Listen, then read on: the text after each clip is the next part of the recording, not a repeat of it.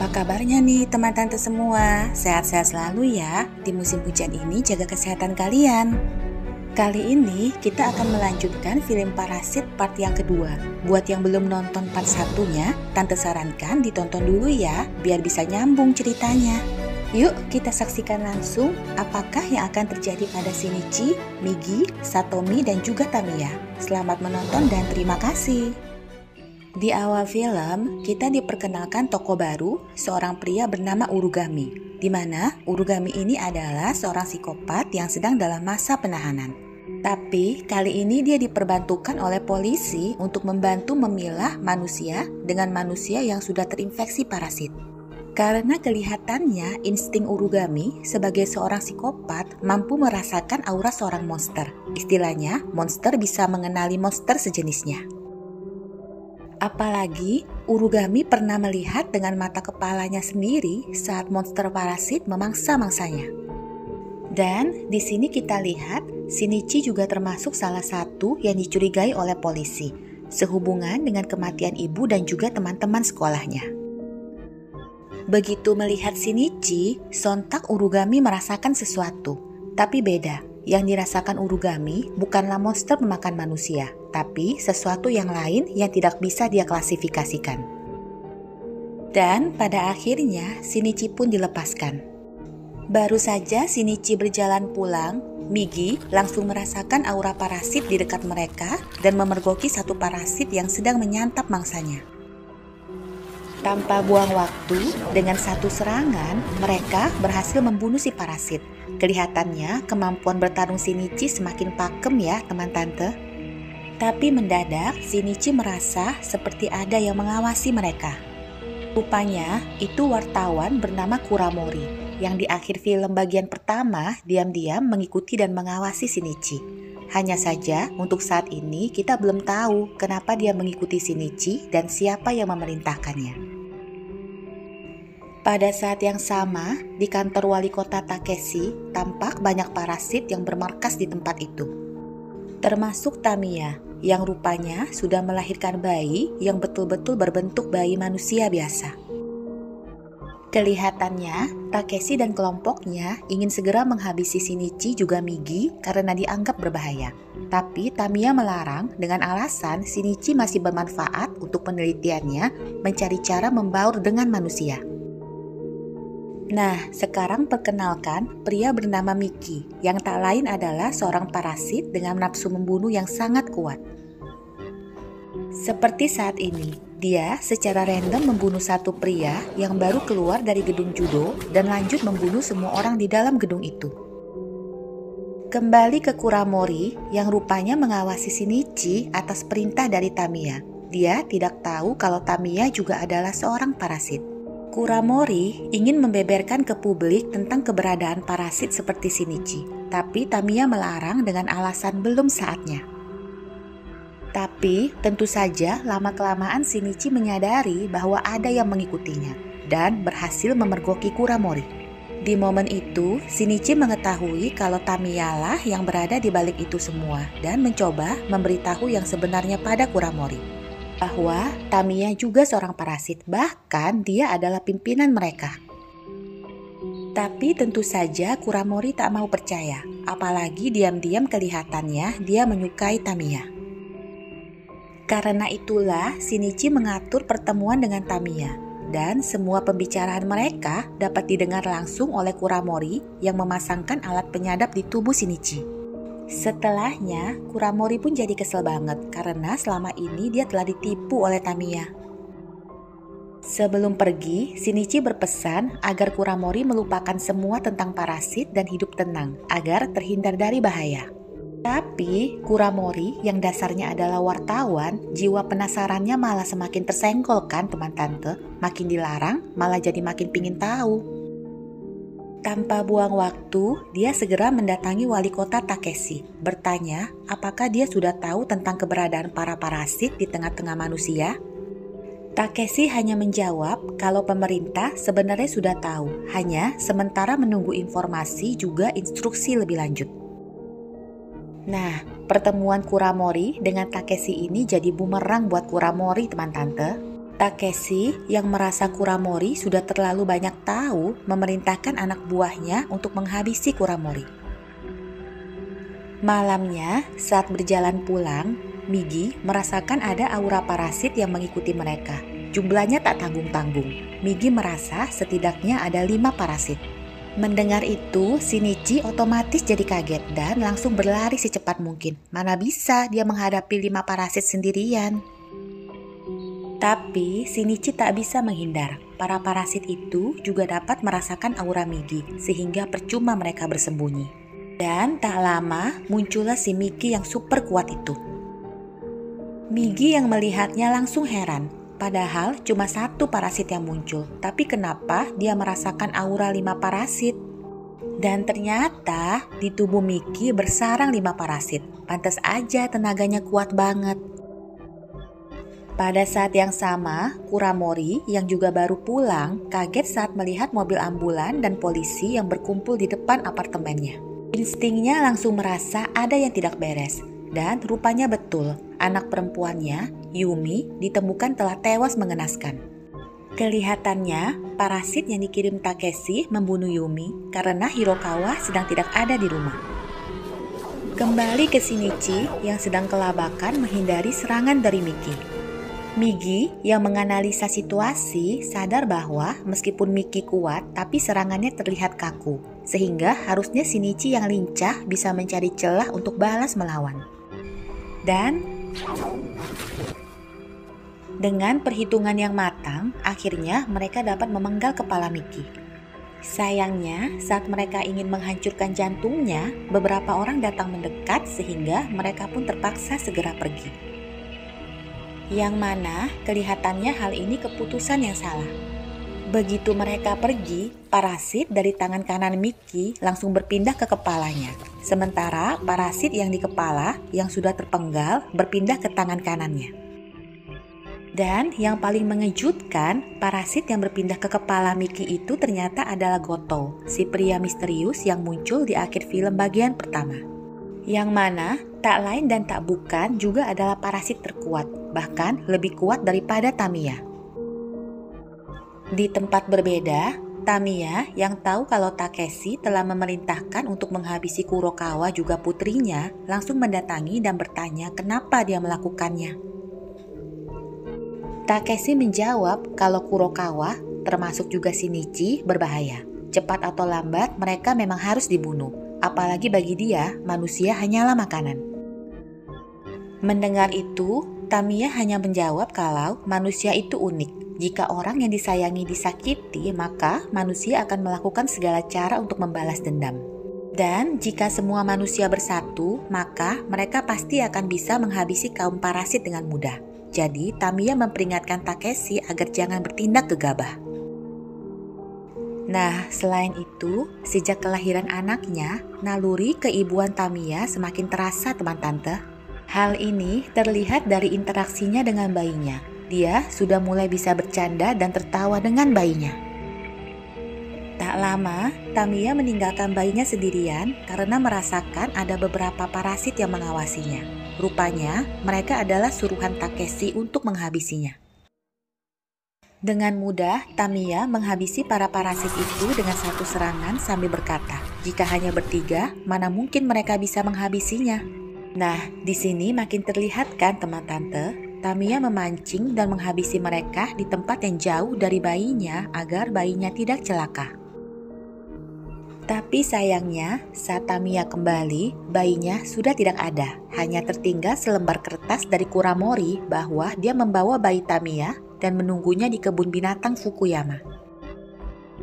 Esok paginya, kelompok rahasia pembasmi parasit yang dibentuk pemerintah Jepang mengepung kantor wali kota yang ditenggarai sebagai pusat berkumpulnya para parasit. Pada saat yang sama, Kuramori menghubungi Hirama, memberitahu kalau di kebun binatang Fukuyama, dia akan membunuh anak dari parasit yang telah membunuh Yumi. Sementara itu, Tamiya juga menghubungi Shinichi, menyuruhnya agar datang ke kebun binatang Fukuyama. Kembali ke gedung wali kota, di mana saat itu semakin banyak tentara militer yang berdatangan dan mengepung tempat itu. Para staf gedung lalu diminta berbaris dan keluar dari gedung itu satu persatu sambil melewati mesin X-ray besar. Sehingga dapat terlihat mana yang manusia biasa dan mana manusia yang terinfeksi parasit. Begitu target ditemukan, parasit itu langsung dipisah dan dihabisi di tempat.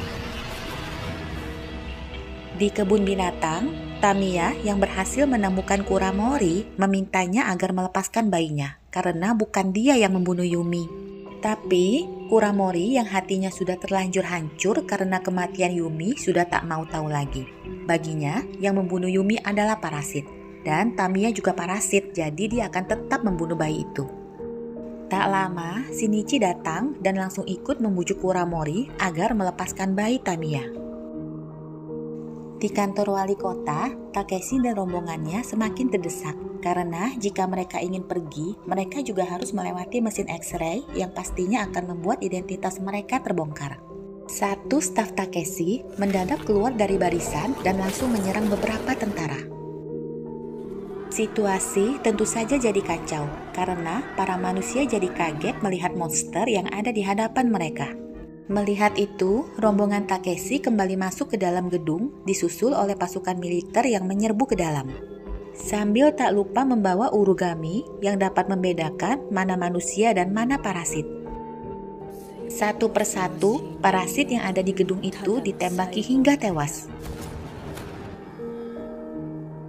Pada saat yang sama, Satomi dan juga detektif Hirama telah sampai di kebun binatang. Mereka semua ikut membantu membujuk Kuramori.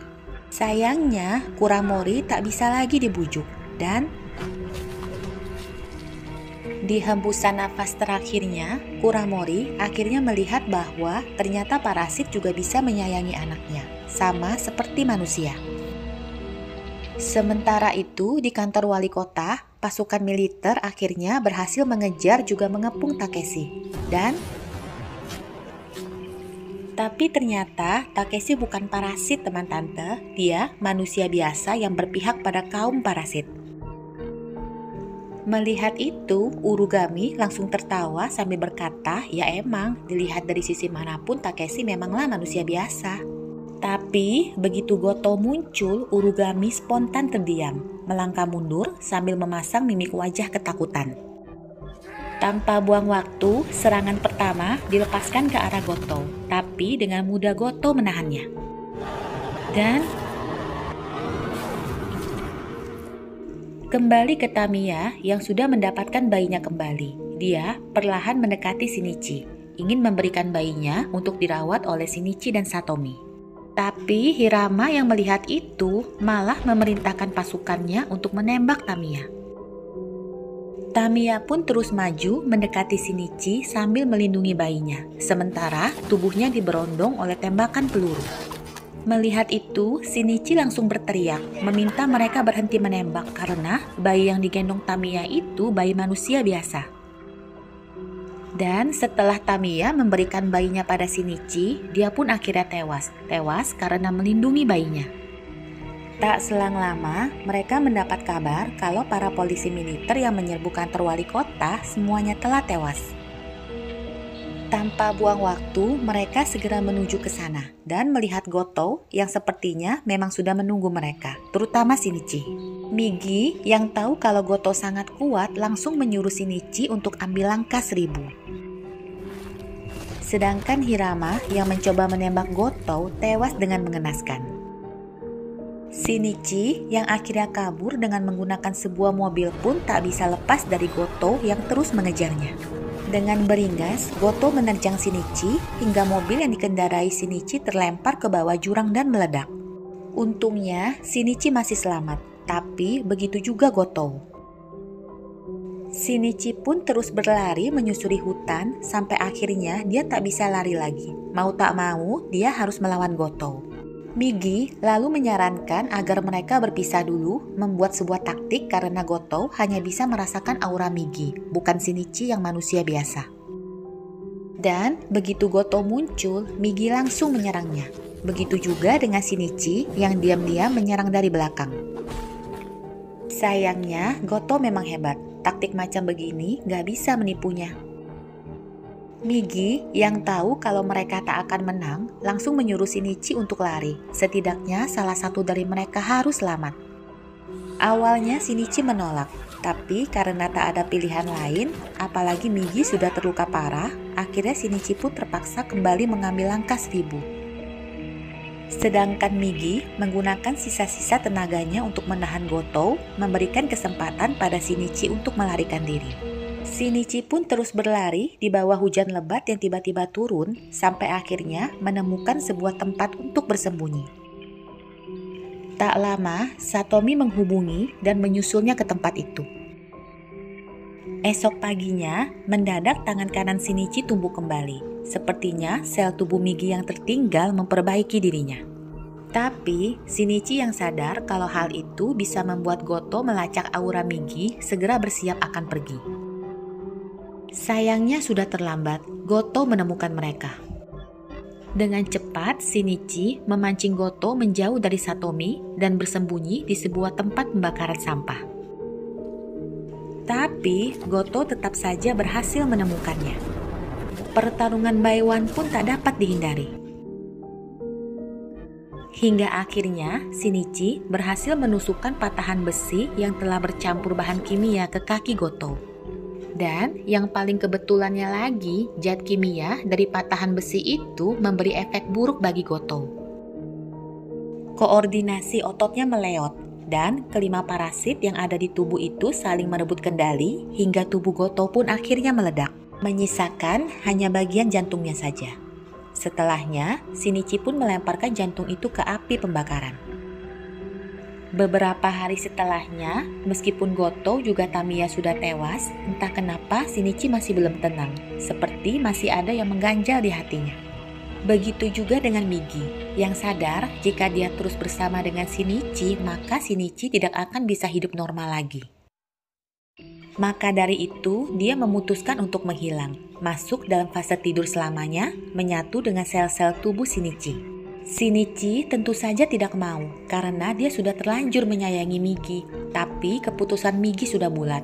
Dia pun menghilang. Tangan kanan Shinichi kembali seperti semula. Hari demi hari berlalu. Saat ini tampak Shinichi bersama Satomi yang mengunjungi anak Tamiya yang mereka titipkan di fasilitas negara. Tapi dari kejauhan tampak Urugami yang ternyata masih hidup diam-diam mengawasi dan menculik Satomi. Shinichi spontan mengejar mereka sampai ke atap sebuah gedung, di mana Urugami yang otaknya memang belok bertanya pada Shinichi bahwa dia itu manusia apa bukan, karena selama ini dia bisa membedakan antara monster dan manusia, tapi untuk Shinichi dia tidak bisa membedakannya. Dan di sini terlihat tangan Shinichi sebenarnya tidak bisa meraih tangan Satomi. Tapi entah kenapa Shinichi berhasil menangkapnya. Kelihatannya diam-diam Migi membantu mereka. Jadi kalau menurut tante nih ya, Migi sebenarnya nggak tidur. Dia cuma nggak mau menampakkan wujudnya lagi supaya Shinichi perlahan melupakan dan bisa hidup normal kembali. Gimana kalau menurut teman-teman tante semua? Dengan begini, harapan Tamiya pun sebenarnya terwujud. Manusia ternyata bisa hidup berdampingan dengan parasit tanpa harus saling membunuh. Shinichi dan Migi adalah bukti harapannya. Demikianlah akhir film Parasit Part 2 ini. Terima kasih ya sudah menonton sampai akhir. Jangan lupa di subscribe dan di like juga videonya. Sampai jumpa lagi di cerita berikutnya.